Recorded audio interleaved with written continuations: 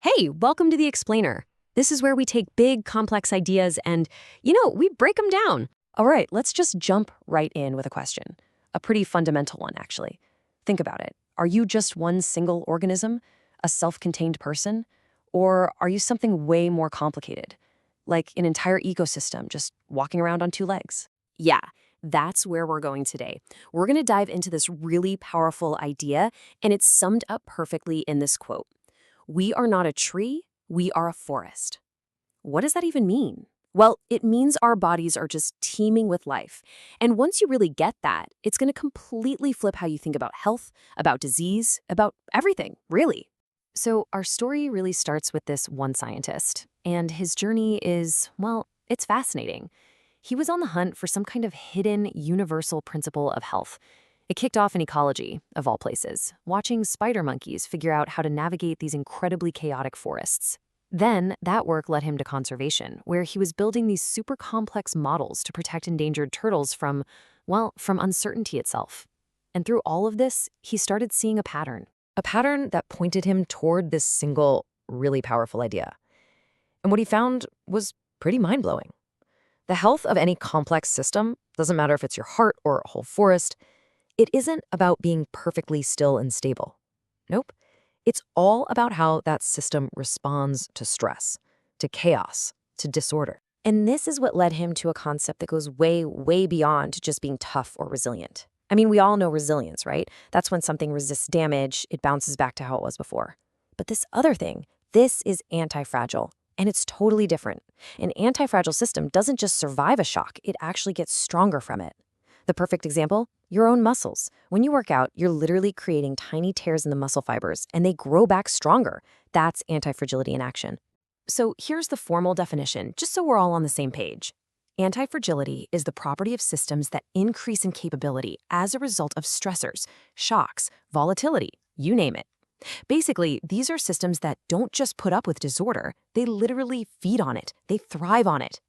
Okay, so this is a cool idea, right? But how does this abstract concept actually apply to you and me, to our own health? Well, to figure that out, let's zoom in way in.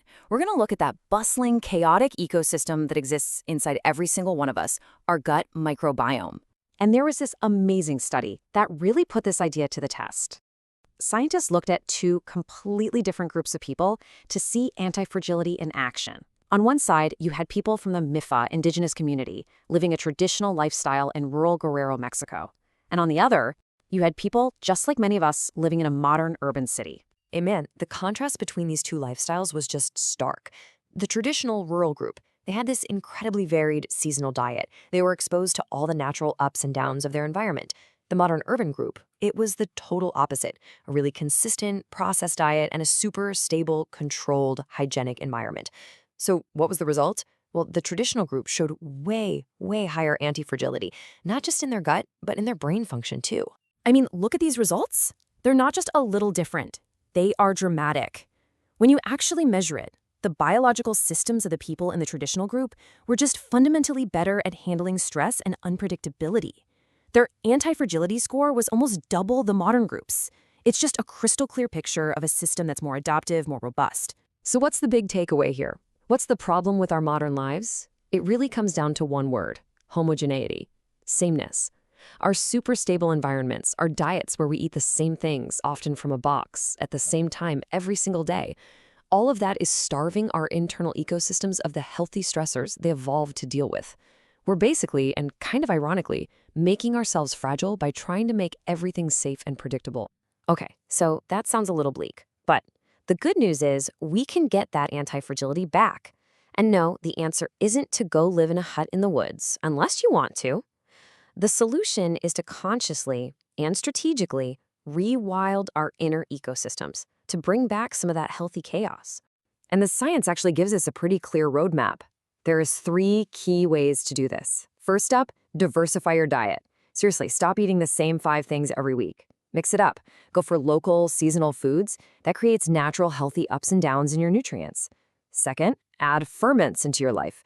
Things like kombucha, yogurt, tepache. They reintroduce a whole universe of diverse, beneficial microbes back into your system. And third, use good stressors. I'm talking about things like exercise or intermittent fasting. They challenge your body and force it to adapt, to get stronger. It's all about that healthy stress.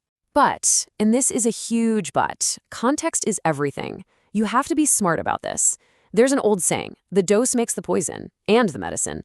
It's so true here. A stressor like fasting, it can be absolutely amazing for a healthy person. But for someone who's already unwell, it could actually be harmful.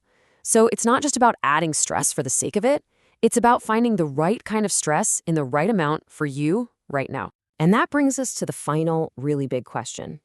If we can use stress and variation to make our bodies stronger, what else in our lives could we make anti-fragile? Because this idea, it doesn't just apply to biology. It applies everywhere. To how we learn new skills, how we build our careers, our economies, our societies.